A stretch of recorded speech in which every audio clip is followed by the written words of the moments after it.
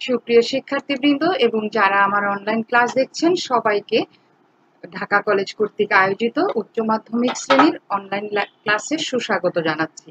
আমি মুসাম্মত আয়েশা আক্তার, সহকারী অধ্যাপক, অর্থনীতি বিভাগ, ঢাকা কলেজ, ঢাকা। প্রিয় শিক্ষার্থীবৃন্দ, তোমরা নিশ্চয়ই ভালো আছো, সুস্থ আছো এবং পড়াশোনার সাথে আছো। প্রিয় শিক্ষার্থীবৃন্দ, আমি এখন যাচ্ছি তোমাদেরকে নিয়ে যাচ্ছি যে দোলন চাপা ফুলের মাধ্যমে শুভেচ্ছা জানিয়ে আজকের ক্লাসে নিয়ে যাচ্ছি।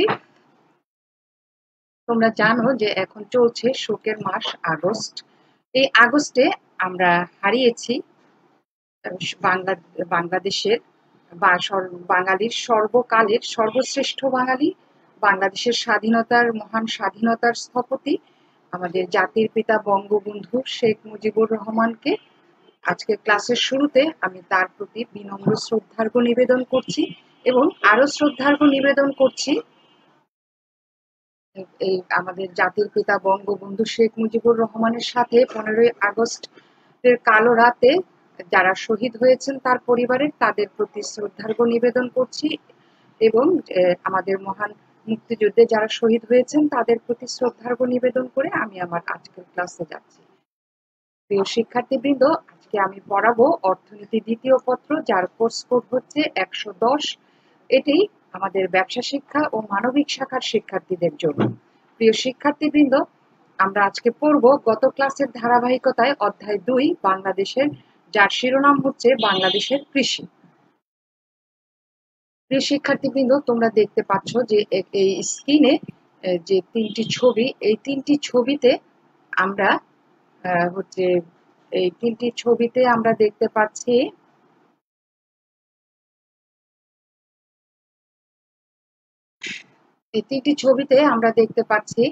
যে সবার বাম দিকের যে ছবিটি, সেই ছবিটিতে আমরা দেখতে পাচ্ছি যে উৎপাদিত পণ্য, যে আমাদের সবজি লাউ উৎপাদিত লাউ কি করা হচ্ছে, বাজারে বিক্রি করার জন্য নিয়ে যাচ্ছে। এবং তোমরা এটি দেখতে পাচ্ছ যে বহন করে এবং কিভাবে পরিবহন করা হচ্ছে এই বিষয়টি তোমরা খেয়াল করো। এই পরিবহন ব্যবস্থাটি একেবারেই ট্র্যাডিশনাল, একেবারেই সনাতন। তারপরে আমরা দেখতে পাচ্ছি যে ছবির ডান দিকের উপরের ছবিতে, ডান দিকের নিচের ছবিটিতে তোমরা খেয়াল করো যে আম সংগ্রহ করা হয়েছে এবং সেগুলো বাছাইকরণ করা হচ্ছে যে বিক্রির জন্য। তারপরে আমরা ডান দিকের উপরের ছবিটিতে দেখতে পাচ্ছি যে একজন বিক্রেতা, তার কাছে অনেক জিনিস আছে, অনেক ধরনের দ্রব্যাদি আছে, ফল, তারপরে সবজি এবং ফসল, খাদ্যশস্য, এগুলো আছে। তিনি হচ্ছে সবার কাছে চূড়ান্ত ভোক্তাদের কাছে সে সরাসরি বিক্রি করছে। প্রিয় শিক্ষার্থীবৃন্দ, এই ছবিটি দিয়ে আমরা তাহলে কি বুঝতে পারছি?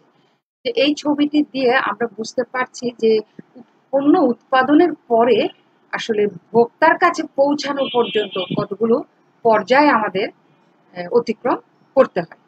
এবং তারপরে আমি যাচ্ছি যে এই পর্যায়ে যে অতিক্রম করতে হয়, তারপরে তার মানে আজকে আমরা কি পড়ব?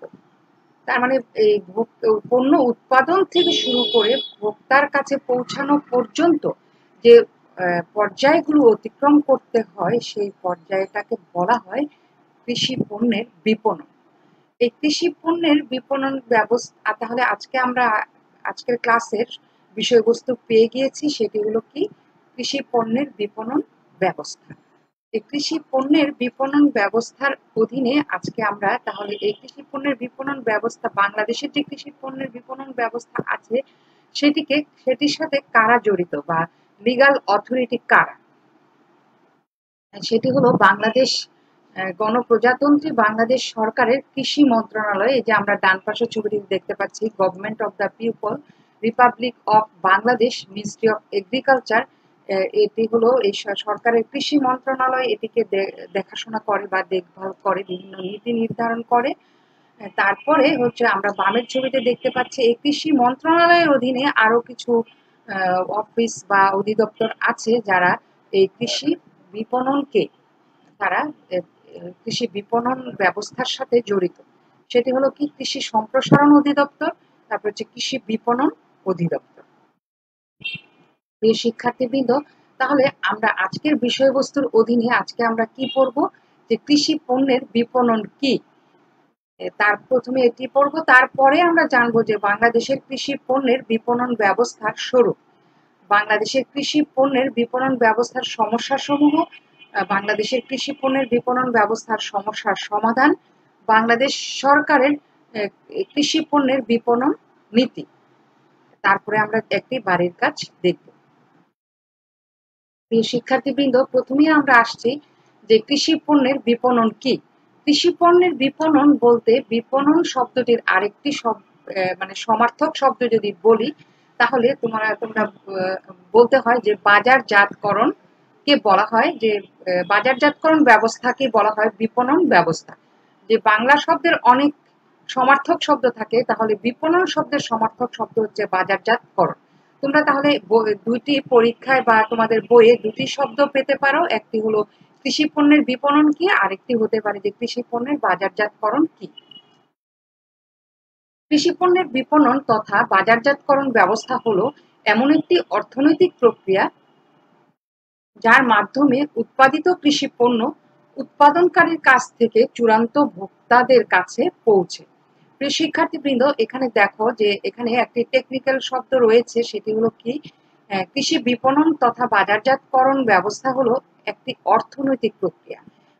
তোমরা জেনেছো যে এই অর্থনীতি প্রথম পত্রের ক্লাসের শুরুতে যে অর্থনৈতিক কর্মকাণ্ড কিন্তু সকল কর্মকাণ্ডই, দিনের সকল কর্মকাণ্ডই অর্থনৈতিক কর্মকাণ্ড নয়। অর্থনৈতিক কর্মকাণ্ড হচ্ছে কি অর্থের সাথে সম্পর্কিত যে লেনদেন বা অর্থের সাথে সম্পর্কিত যে কর্মকাণ্ড, সেগুলো হচ্ছে অর্থনৈতিক কর্মকাণ্ড।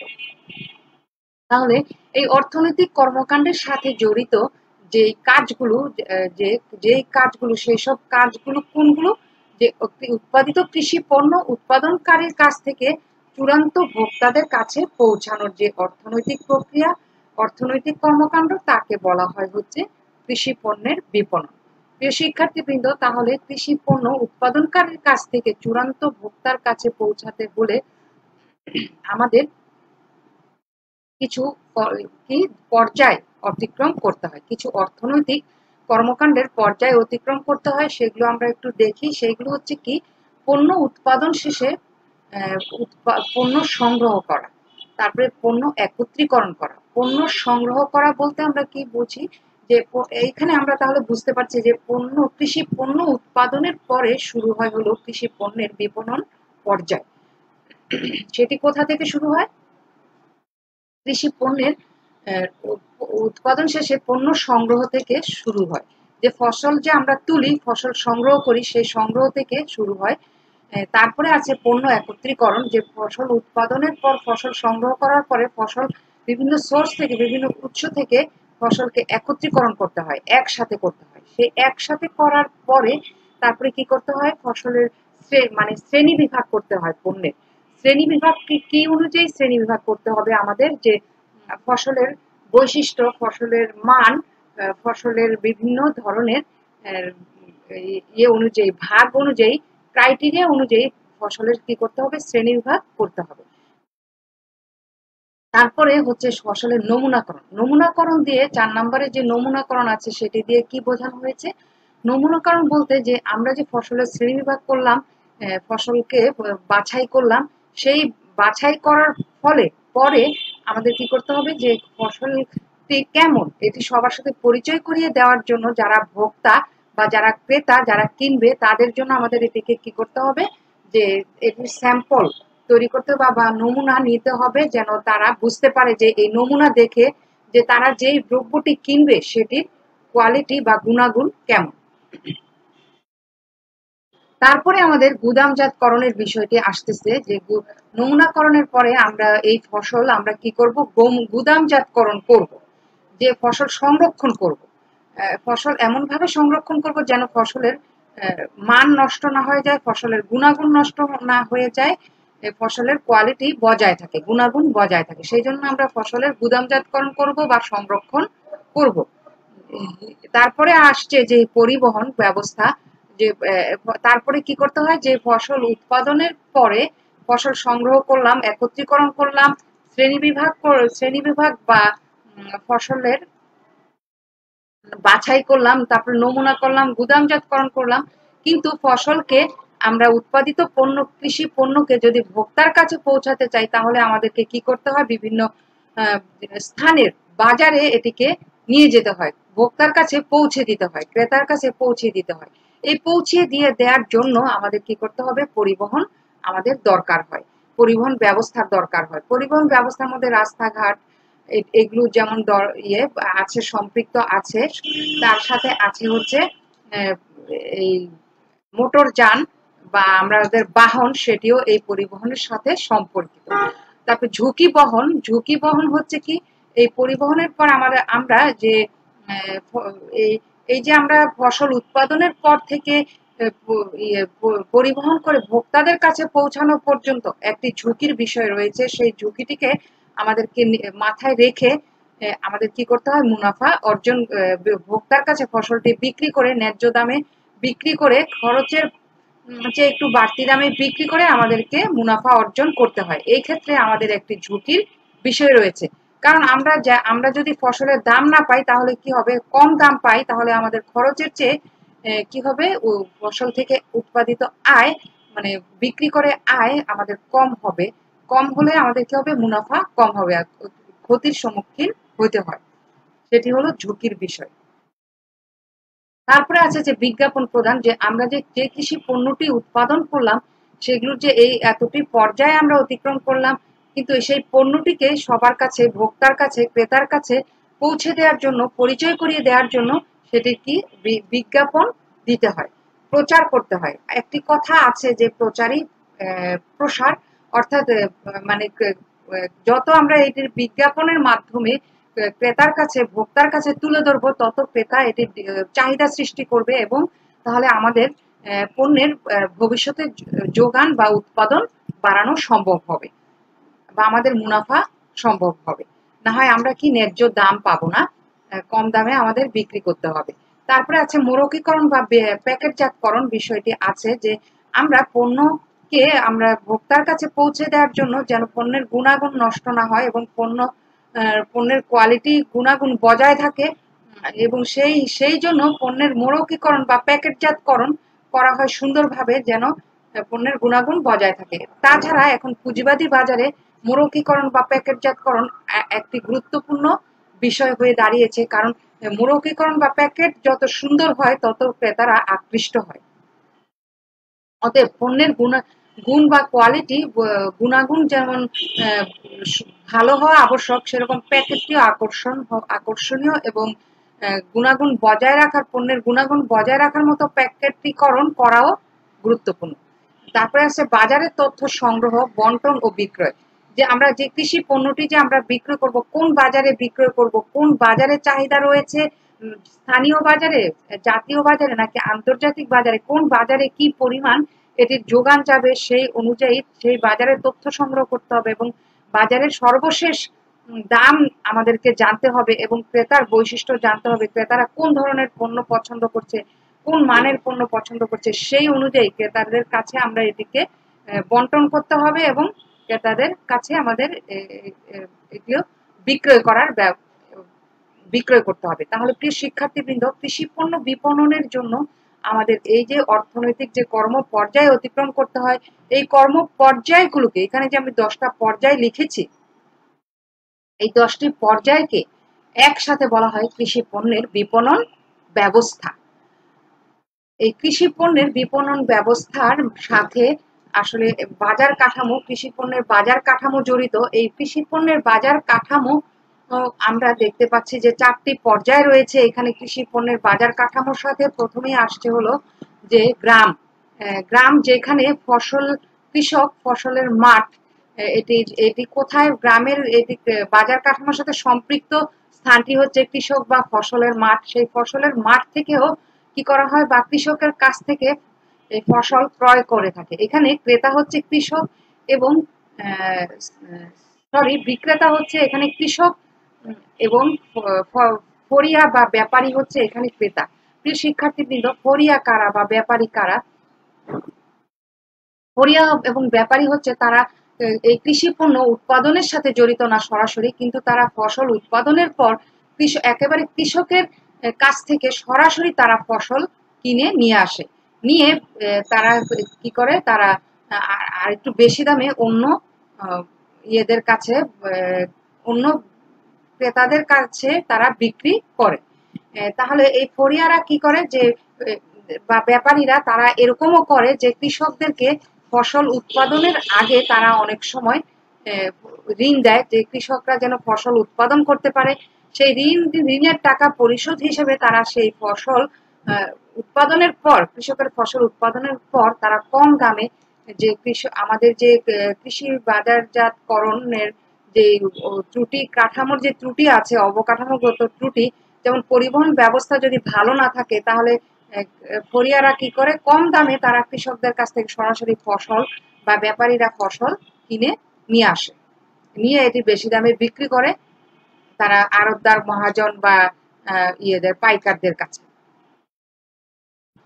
প্রিয় শিক্ষার্থীবৃন্দ, ফরিয়াদের আরেকটি নাম হচ্ছে তারা দালাল।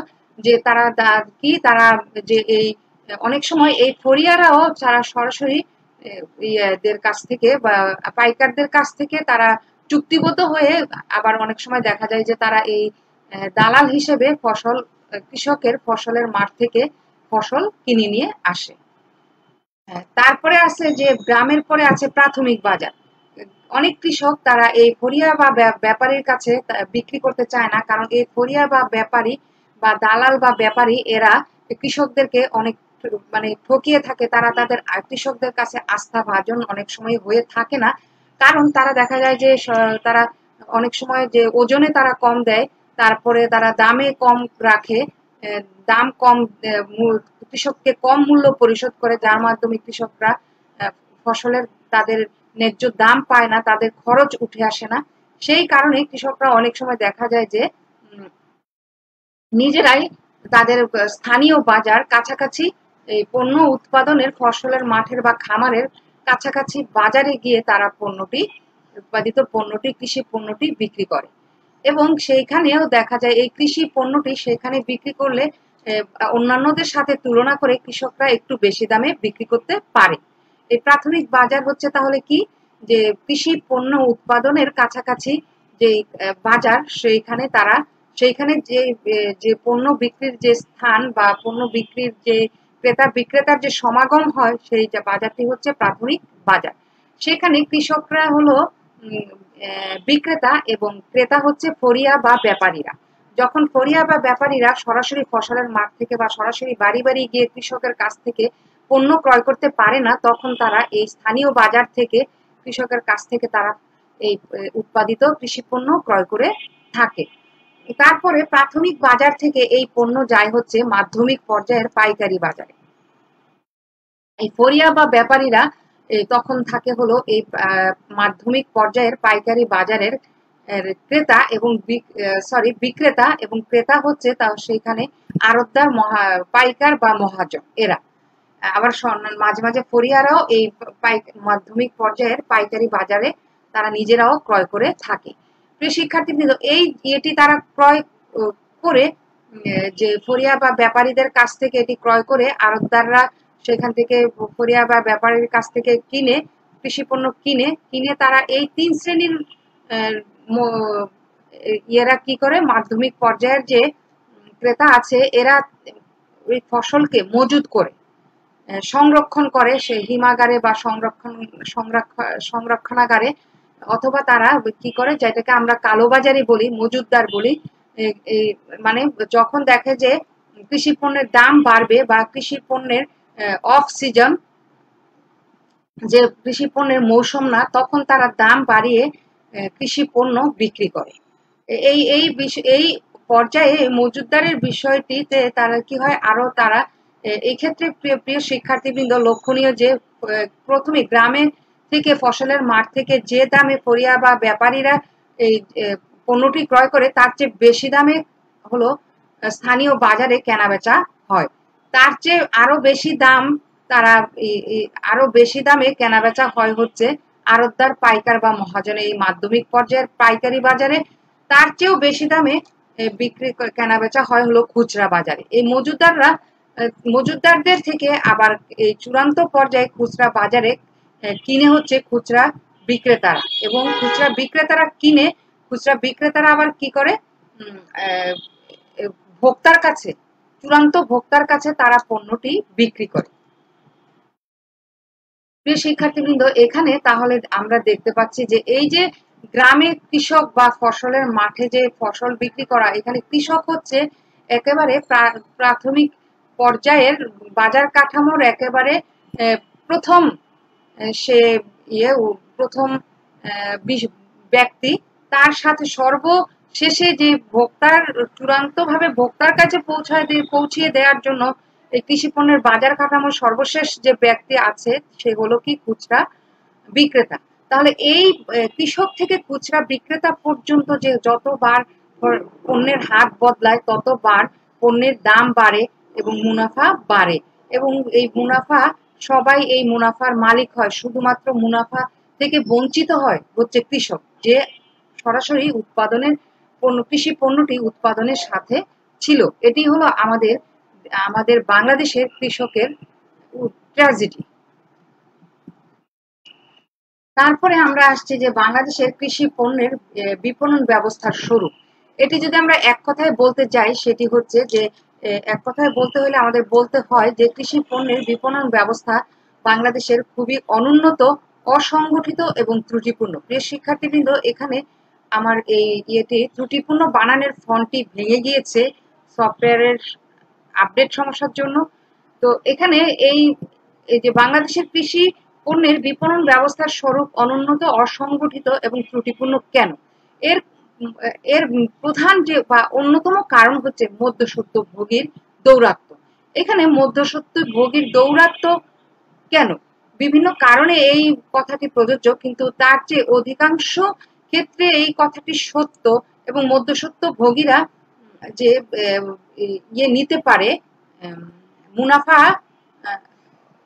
ভোগ করতে পারে, যে উৎপাদনের সাথে জড়িত, সরাসরি উৎপাদনের সাথে জড়িত না থেকেও। কারণ হচ্ছে কি, আমাদের কৃষি পণ্যের বাজার হচ্ছে অসংগঠিত, কৃষকরা সংগঠিত না, এবং তাদেরকে এই যে কৃষি পণ্যের যে বাজার, সেই বাজার দেখা যায় যে স্থানীয় বাজারগুলোতে আমরা লক্ষ্য করি যে সকালে একটা নির্দিষ্ট সময়ে বাজার বসে, অন্য সময়ে বাজার থাকে না। তো কৃষক তাড়াহুড়ো করে বাজারে কি করে তার পণ্যটি বিক্রি করে দিতে হয় সময় শেষ হওয়ার আগে, এবং পরিবহন ব্যবস্থাও সেরকম সুবিধার না, যার কারণে কৃষকরা তাদের উৎপাদিত ফসলটি শহরে বা বড় বড় শহরে তারা নিয়ে এসে বিক্রি করতে পারে না, সরাসরি পাইকারের কাছে বিক্রি করতে পারে না, বা সরাসরি ভোক্তাদের কাছে হাতে পৌঁছে দিতে পারে না। এই অসংগঠিত এবং ত্রুটিপূর্ণ বাজার ব্যবস্থার জন্য বা অনুন্নত বাজার ব্যবস্থার জন্য হচ্ছে বাংলাদেশের কৃষি ব্যবস্থা হচ্ছে বলা হচ্ছে যে মানে ত্রুটিপূর্ণ। এইখানে যে মধ্যস্বত্ব ভোগীরা এই ক্ষেত্রে হলো বেশি দায়ী। তাহলে আমরা শিক্ষার্থীবৃন্দ আমরা শিখি যে মধ্যস্বত্ব ভোগী কারা। মধ্যস্বত্ব ভোগীদের নামগুলো আমরা একটু আগেই জেনে ফেলেছি, তারপরে আমরা এই নামগুলো একটু করি। যে প্রথমে আছে হলো ব্যাপারী, যে যারা কি করে, যে ফসল একেবারে সরাসরি কৃষকের কাছ থেকে, কৃষকের ঘরের থেকে বা কৃষকের ফসলের মাঠ থেকে ফসল তারা কিনে নিয়ে আসে, কম দামে নিয়ে আসে, স্বল্প মূল্যে নিয়ে আসে। তারপরে আছে ফরিয়া বা দালাল। এরা কি করে, এরাও কম দামে কৃষকের কাছ থেকে ফসল কিনে এনে পাইকার বা আড়তদার বা মহাজনের কাছে বিক্রি করে। এগুলো আমাদের লোকাল নাম, যে ফরিয়া বা দালাল বা ব্যাপারী প্রায়ই একই সমার্থক শব্দ। তারা কি করে, তারপরে পাইকার হলো কি, ফরিয়ারা আরো যে দামে কৃষকের কাছ থেকে কেনে বা ব্যাপারীর কাছ থেকে কিনে, তার চেয়ে বেশি দামে পাইকারের কাছে কৃষি পণ্যটি বিক্রি করে। পাইকার হচ্ছে কারা, যারা মানে খুচরা অল্প পরিমাণ বিক্রয় করে না, তারা বেশি পরিমাণ কৃষি পণ্য বেশি পরিমাণ একসাথে বিক্রয় করে, তাদেরকে বলা হয় পাইকার। যেমন আমি খুব সহজেই উদাহরণ যদি দেই, তোমরা দেখবা যে সকালবেলা বা রাত শেষ রাতের দিকে যদি তোমরা ঢাকা শহরের কাউরান বাজারের দৃশ্য দেখো তাহলে দেখবা যে ট্রাক ভরে ভরে মাল এই কৃষি পণ্য নিয়ে আসছে এবং নিয়ে এসে কি করছে যে এইখানে কাউরান বাজারে যে মানে ট্রাক ট্রাক হিসেবে বা মন হিসেবে এই পণ্য পাইকাররা কিনে রাখে। তো এই পাইকাররা এবং কারওয়ান বাজার থেকে আমরা যদি কোনো কিছু কিনতে চাই তাহলে আমাদের দেখা যায় যে পাল্লা অনুযায়ী কিনতে হয়, এক পাল্লায় 5 কেজি, তার মানে 5 কেজির কমে কেনা যাবে না। তাহলে এই যে এইটা হলো কি পাইকারি পাইকারি ক্রেতা এবং পাইকারি বিক্রেতা। এবং এরা কি করে এই পাইকারের থেকে কিনে, আর কারা কিনে? আড়তদাররা কিনে। আড়তদাররা কি করে এই পাইকারদের কাছ থেকে কিনে অপেক্ষাকৃত বেশি দামে কিনে ফরিয়াদের কাছ থেকে যা দামে পাইকার কিনেছিল তার চেয়ে বেশি দামে আড়তদাররা কিনে। আড়তদার কারা? যারা এই পণ্যকে, কৃষি পণ্যকে মজুত করে রাখে, সংরক্ষণ করে রাখে। এরা কি করে? এরা এই সংরক্ষণ করার উদ্দেশ্য যদি ভালো হয় যে না সারা বছর কৃষি পণ্যের যোগানকে আসলে ধরে রাখার জন্য এই আড়তদার শব্দটির বা সংরক্ষণ করা হয়, কিন্তু এরা এই আড়তদাররা একটি প্রচলিত বাজারে কৃষি পণ্যের বিপণন ব্যবস্থায় এরা নেতিবাচক রোল বা ভূমিকা সাধারণত তারা প্লে করে থাকে। অনেক আড়তদারই তারা কি করে, তারা কৃষি পণ্যের যখন যোগান থাকে না, মানে মৌসুম থাকে না, তখন তারা এই কৃষি পণ্য বেশি দামে বিক্রি করে। আবার কৃষকরাই আবার তাদের কাছ থেকে তাদের বেশি দামে পণ্য অনেক কৃষক ক্রয় করে থাকে। প্রিয় শিক্ষার্থীবৃন্দ, তাহলে আমরা বুঝতে পেরেছি যে আড়তদার হলো কারা? যারা হলো গিয়ে পণ্য মজুত করে রাখে এবং মজুত করে তারা আরো বেশি দামে তারা এই মহাজন শ্রেণীর কাছে বিক্রি করে। মহাজন কারা? মহাজন হচ্ছে যে সেই সব লোক, সেই সব যারা কৃষকদেরকে কি করে, তারা ফসল উৎপাদনের জন্য তারা ঋণ দিয়ে থাকে সাধারণত, এবং কৃষকের ফসল উঠার পরে তারা উচ্চ মূল্যে, মানে খুব স্বল্প মূল্যে তারা ফসল কিনে নেয় অথবা উচ্চ সুদে কৃষকদেরকে ঋণ দিয়ে থাকে। এখানে মহাজনরাও এই ফরিয়াদের কাছ থেকে পণ্য কিনে তারা এই পাইকারের কাছে বিক্রি করে অথবা খুচরা বিক্রেতার কাছে তারা বিক্রি করে। এবং খুচরা বিক্রেতারা কি করে? খুচরা বিক্রেতারা এই আড়তদার, পাইকার এবং মহাজনদের থেকে যারা যে দামে কিনেছিল তার চেয়ে বেশি দামে তারা খুচরা বিক্রেতাকে দাম পরিশোধ করতে হয়, এবং এই জন্য খুচরা বিক্রেতা চূড়ান্ত ভোক্তার কাছে আরো বেশি দামে বিক্রি করে। এখানে আমরা যদি একটা উদাহরণের কথা বলি যে কারওয়ান বাজারে আমরা যে পণ্যটি আমরা কেজি হিসেবে 5 কেজি যদি আমরা 60 টাকায় কিনি তাহলে 1 কেজির দাম পড়ে কত? 12 টাকা। কিন্তু দেখবা যে এটি যদি আমাদের টমেটোর দাম হয় 12 টাকা কেজি, কারওয়ান বাজারে 5 কেজি দরে কিনলে তার মধ্যে দেখা যাবে যে কারওয়ান বাজারের উল্টা পাশের রাস্তায় আসলে এই টমেটোর দাম দেখা যাবে 30 টাকা। তখন কে বিক্রি করতেছে? খুচরা বিক্রেতা। প্রিয় শিক্ষার্থীবৃন্দ, আমি তোমাদের একটি ছবিতে নিয়ে যাই যে এই ছবিটির ইয়াতে বাম পাশের যে উপরের ছবিটি, উনি হচ্ছে কি? খুচরা বিক্রেতা। এই খুচরা বিক্রেতা কি করে? তিনি সবচেয়ে বেশি দাম পরিশোধ করেন, সেই জন্য তিনি চূড়ান্ত ভোক্তার কাছে আরো বেশি দাম সে রাখেন, যার কারণে খুচরা ভোক্তাদের এই কৃষক যেই টমেটো 2 টাকা কেজি বিক্রি করলো, সেই টমেটো খুচরা বিক্রেতা চূড়ান্ত ভোক্তার কাছে বিক্রি করছে 10 টাকা। তার মানে কি এখানে 8 টাকা মুনাফা হলো বাড়তি মুনাফা এই বিভিন্ন এই মধ্যস্বত্ব ভোগীদের। কারা মাঝখানে আছে? কারা মধ্যস্বত্ব ভোগী? মানে কারা? যারা মুনাফা ভোগ করে মাঝখানে থেকে, উৎপাদনেও নাই, ভোক্তা চূড়ান্ত ভোক্তাদের কাছে পৌঁছে দেওয়ার জন্য তারা এই পর্যায়ে নাই। উৎপাদনের সাথে জড়িত হলো কৃষক এবং খুচরা বিক্রেতার মাঝে যারা আছে, এবং খুচরা বিক্রেতা নিজেও এই মাঝের পর্যায়ে আছে। কারণ হচ্ছে কৃষক এবং চূড়ান্ত ভোক্তা এর মাঝে যারা যারা আছে সবাই হলো এই মুনাফাটাকে ভোগ করছে, এই বাড়তি মুনাফা তারা ভোগ করছে, মালিকানা ভোগ করছে। এই জন্য তাদেরকে বলা হচ্ছে কি? মধ্যস্বত্ব ভোগী। মানে কৃষকের যে মুনাফা, পণ্য উৎপাদন করার পর ফসল বিক্রি করে যে মুনাফা, সেই প্রকৃত মুনাফাটা কৃষক পাচ্ছে না। কেন পাচ্ছে না? তারা হলো গিয়ে চূড়ান্ত ভোক্তারা, চূড়ান্ত ভোক্তারা যেই দামটি পরিশোধ করছে সেই দামটি তারা পাচ্ছে না। প্রিয় শিক্ষার্থীবৃন্দ, তারপরে আমি সুপ্রিয় শিক্ষার্থীবৃন্দ, তাহলে আমরা আমরা যে বুঝতে পারছি যে মধ্যস্বত্বভোগী কারা, যারা কৃষক এবং কৃষক এবং ভোক্তা, চূড়ান্ত ভোক্তার মাঝে যারা আছে তারা সবাই মধ্যস্বত্বভোগী। তারা সবাই হচ্ছে কৃষকের মুনাফাকে তারা ভোগ করে থাকে। তারা কৃষকের পণ্য, উৎপাদিত পণ্যকে তারা হাত বদলায় এবং তারা দাম বেশি দাম যুক্ত করে, বেশি দামে তারা বিক্রি করে একজন আরেকজনের কাছ থেকে। এভাবে তারা কৃষকের মুনাফাকে তারা সরাসরি উৎপাদনের সাথে জড়িত না থেকেও তারা মাঝখানে থেকে তারা মুনাফা লুফে নিয়ে যায় এবং কৃষক বঞ্চিত হয়। আর অন্যদিকে ঠকে হলো কারা? চূড়ান্ত ভোক্তা যারা, আমরা যারা, তারা ঠকি। এই জন্য তাদেরকে বলা হয় কি? মধ্যস্বত্বভোগী।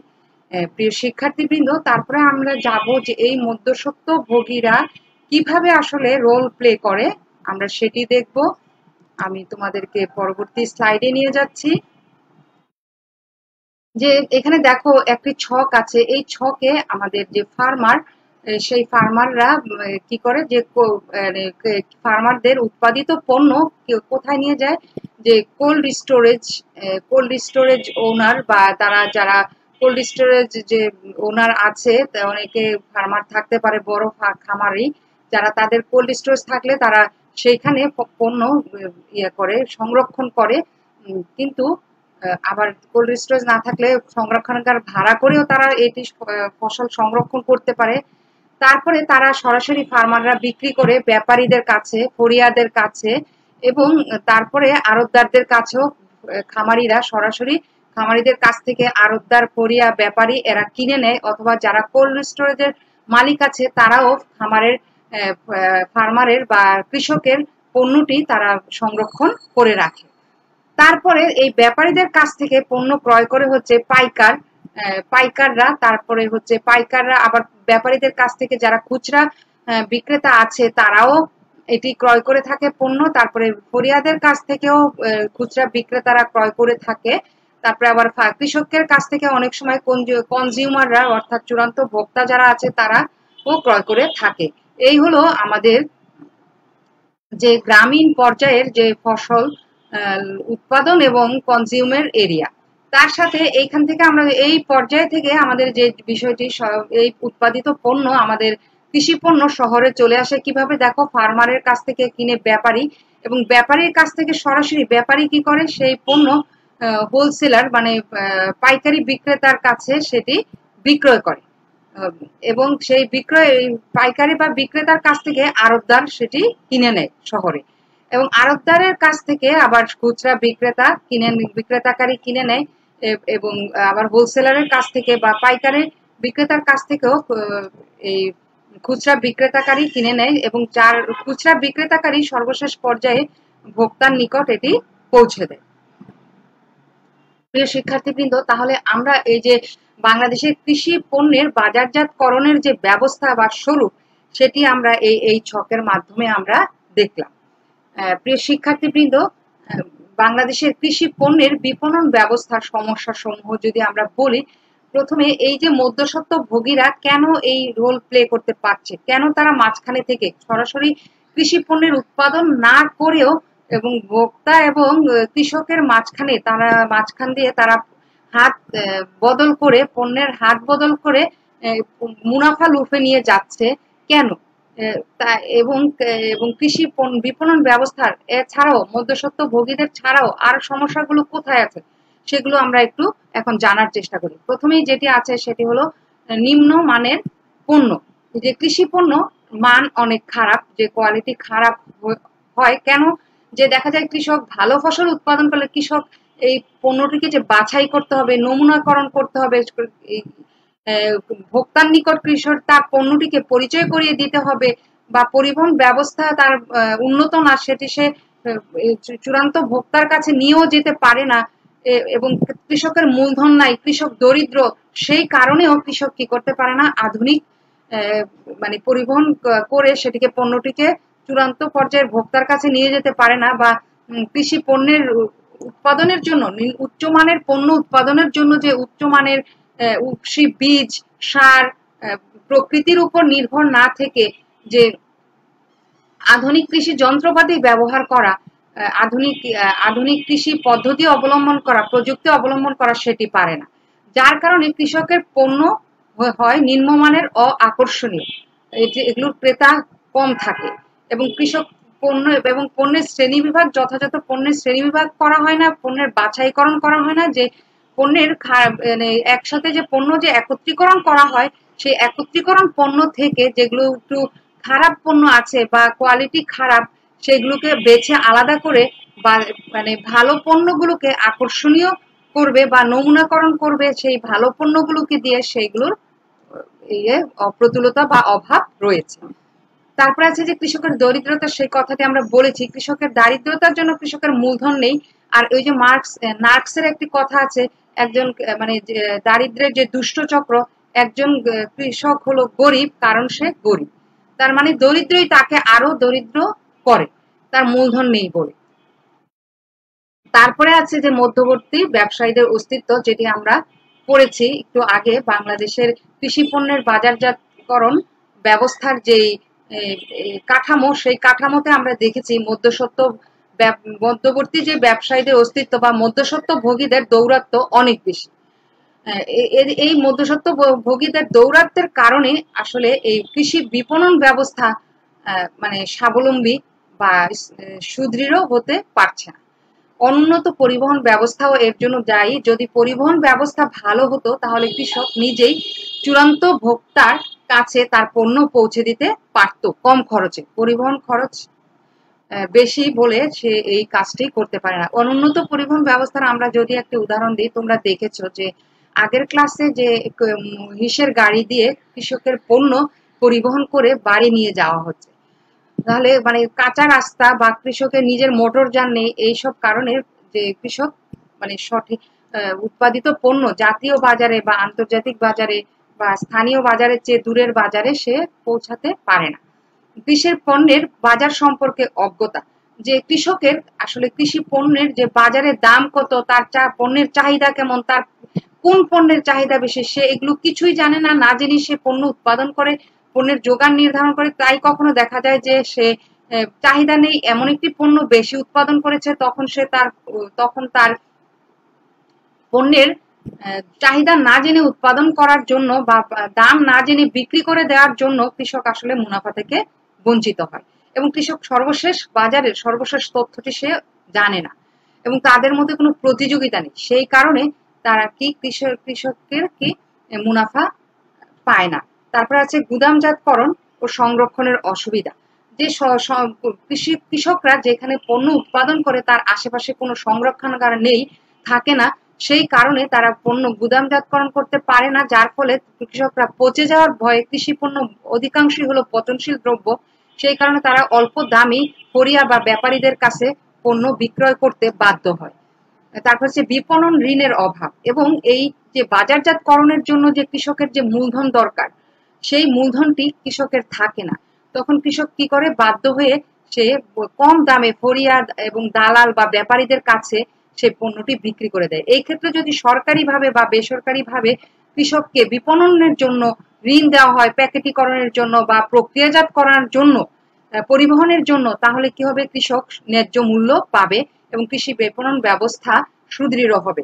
তারপরে দামের উত্থান পতন, যে দেখা গেল যে কৃষক যখন পণ্যটি উৎপাদন করে তখন কৃষকের ফসলের দাম বেশি, সেটি জেনে কৃষক ফসলটি উৎপাদন করলো, কিন্তু উৎপাদনের শেষে দেখা গেল যে সকল কৃষকের ফসল উৎপাদনের যোগানের পরিমাণ যে বেশি হয়ে গিয়েছে, তখন চাহিদার চেয়ে যোগান বেশি হয়ে যাওয়ায় আবার দাম পড়ে যায়। তাহলে এই যে দামের যে আকস্মিক উত্থান পতন, এটিও কৃষি বিপণন ব্যবস্থার একটি অন্যতম সমস্যা। প্রিয় শিক্ষার্থীবৃন্দ, তারপরে আছে ত্রুটিপূর্ণ ওজন ও পরিমাপ পদ্ধতি। কৃষক যদি যে ফসল উৎপাদন করে, সেই ফসল ফরিয়া বা ব্যাপারী এরা কেনার সময় এরা কি করে, যে সঠিক ওজন তাদেরকে দেয় না এবং পরিমাপ ব্যবস্থাও কৃষকরাও আন্তর্জাতিক মানের পরিমাপ ব্যবস্থা অনুকরণ করে না, যার ফলে কৃষক তার পণ্যটি নিয়ে ঠকে।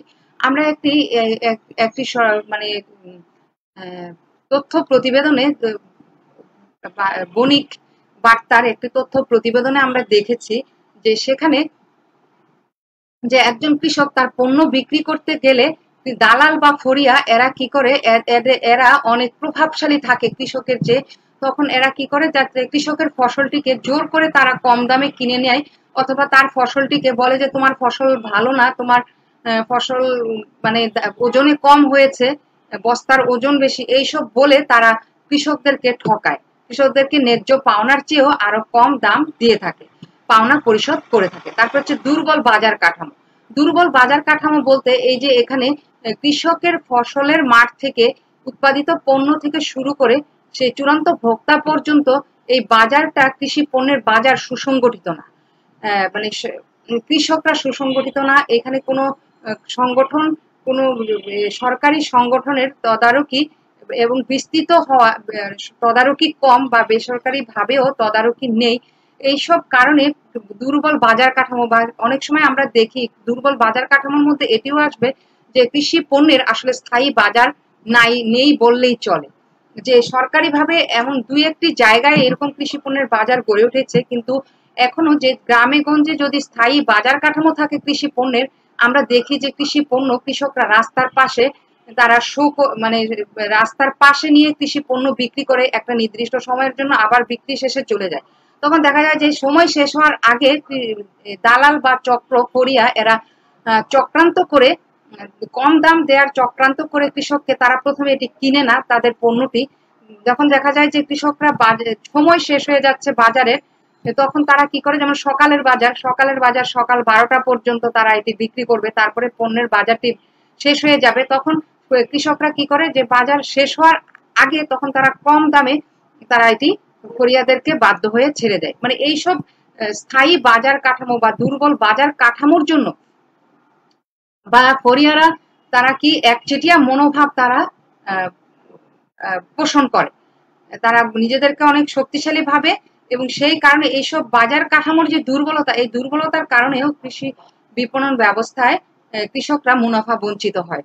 শিক্ষা ও প্রশিক্ষণের অভাব, কৃষকদের আসলে আমাদের দেশের কৃষকরা সেরকম অক্ষরজ্ঞান সম্পন্ন নয়, তাদের কোনো উচ্চতর শিক্ষা তাদের নেই, বা তারা হয়তো কেউ পড়তে পারে, বই দেখে রিডিং পড়তে পারে, কেউ পারে না, এবং কৃষকদের যথাযথ প্রশিক্ষণেরও অভাব রয়েছে। তবে এখন ইদানিং সরকার এই কৃষকদের জাতীয় যুব কর্মসংস্থান এইসব বিভিন্ন প্রশিক্ষণের মাধ্যমে, বা এনজিও গুলো, বেসরকারি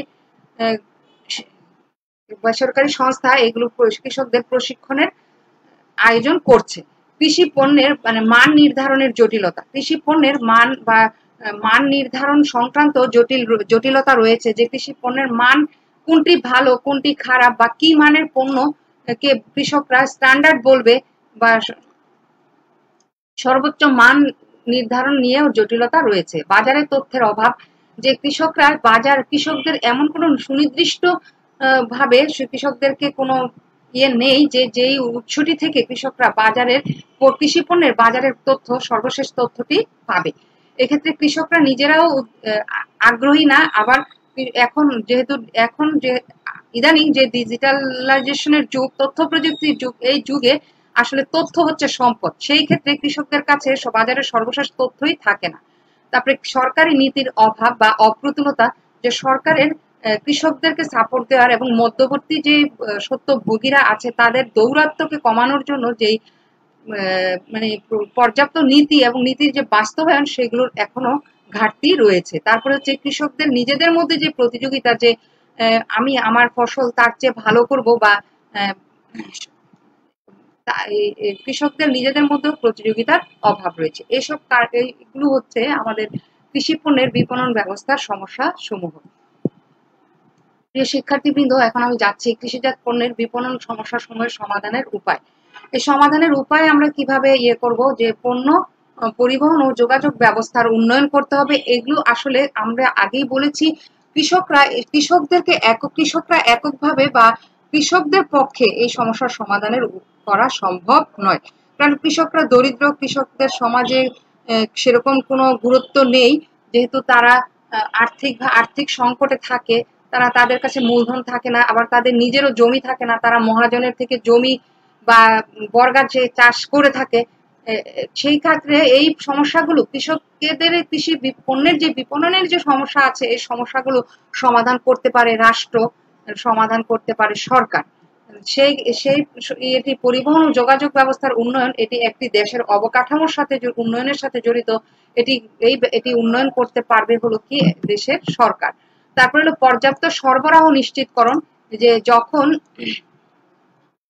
যে পণ্যের চাহিদা রয়েছে সেটির যোগান কৃষক করবে, সেটির সরবরাহ নিশ্চিত করতে হবে।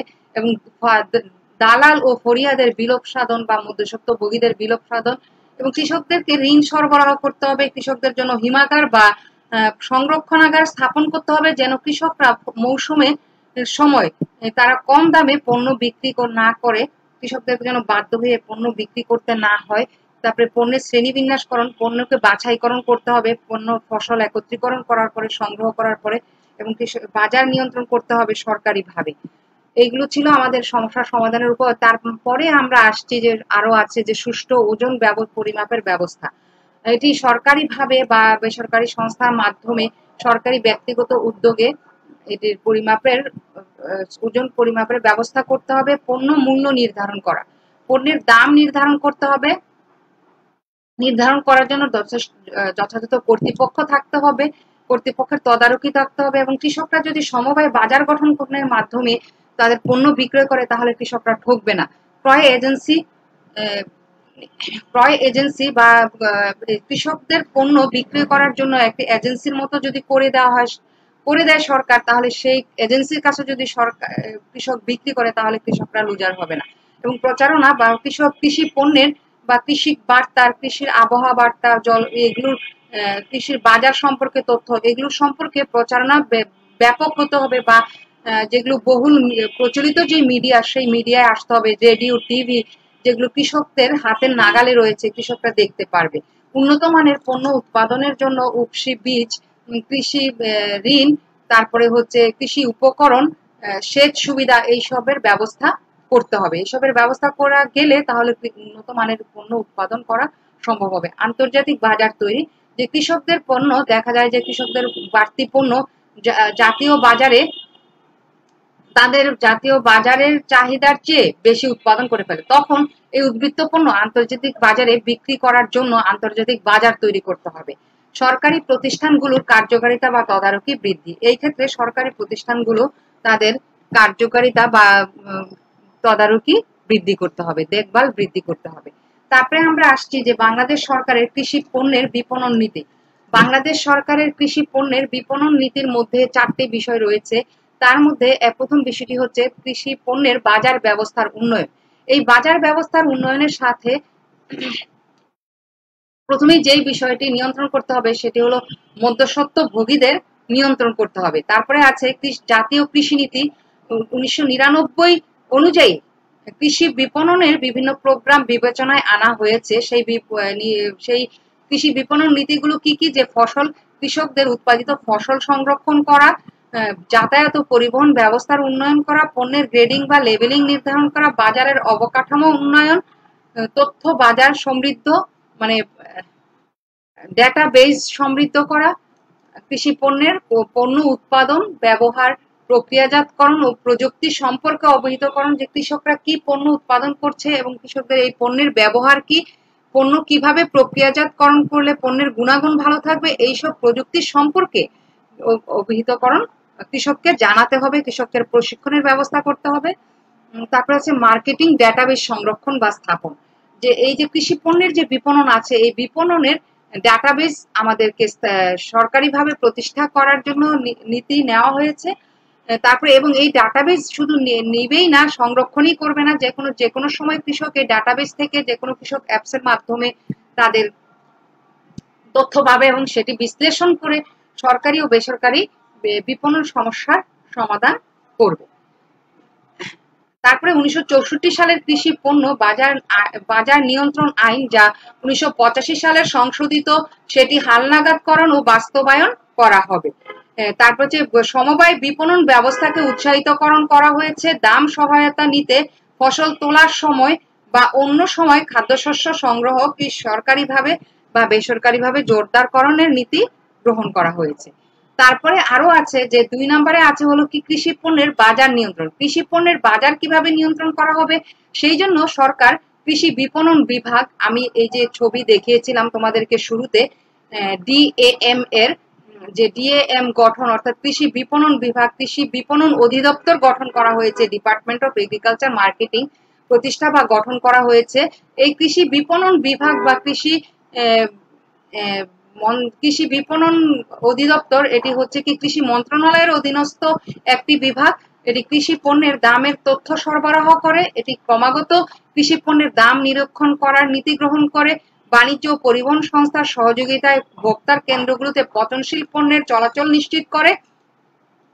অর্থাৎ বাণিজ্য মন্ত্রণালয় ও পরিবহন মন্ত্রণালয় যে আছে বা পরিবহন সংস্থা, এদের সহযোগিতায় যে ভোক্তা যেই কেন্দ্রগুলো থেকে পণ্য ক্রয় করে, কৃষি পণ্য ক্রয় করে, আমরা আগেই বলেছিলাম কৃষি পণ্যগুলো হচ্ছে পচনশীল পণ্য, সেই পচনশীল পণ্যগুলোকে কি চলাচল নিশ্চিত করে, এক জায়গা থেকে আরেক জায়গায় স্থানান্তর করে কম খরচে বা নামমাত্র খরচে। তারপরে হচ্ছে নতুন বা কেন্দ্রীভূত অঞ্চলে কৃষকদের উৎপাদিত পণ্য বিক্রয় আন্দোলন ও বিক্রয় সংগঠিত করা, অথবা কৃষকরা যদি নতুন পণ্য উৎপাদন করে বা যেখানে মানে কৃষক চূড়ান্ত ভোক্তারা অবস্থান করে বা কৃষকরা বেশি অবস্থান করে, যেমন চাঁপাই নবাবগঞ্জে বেশি আম উৎপন্ন হয়, তাহলে আম চাষিদের এই উৎপাদিত পণ্য বিক্রয় আন্দোলন এবং বিক্রয়কে সংগঠিত করার নীতি সরকার গ্রহণ করেছে। এবং কৃষক আমরা দেখেছি যে এবছর এই করোনার সময় আমাদেরকে কি রেলের যোগাযোগকে রেলকে পরিবহনের জন্য আম পরিবহন করার জন্য সরকারিভাবে সাপোর্ট দেওয়া হয়েছে, এইরকম আর কি বিষয়টি। তারপরে আছে যে কৃষি উৎপাদন বাজার নিয়ন্ত্রণ আইন 1964 এটি প্রয়োগ করা।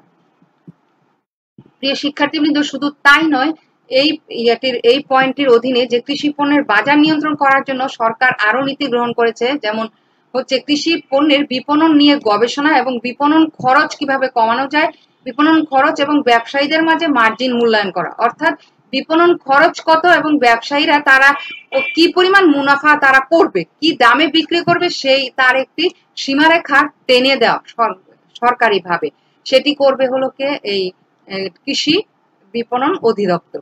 কৃষি বিপণন তারপরে কৃষি বিপণন অধিদপ্তরের আরো নীতি হচ্ছে যে বিপণন সমস্যার ক্ষেত্র চিহ্নিত করা, বিপণন খরচ কমানো, পাইকারি বাজার নির্মাণ এবং উন্নত বাজার চালুকরণ, উৎপাদনের লক্ষ্যে এবং ক্রয় কর্মসূচি চালু করা, সহায়ক দাম নীতি চালু করা।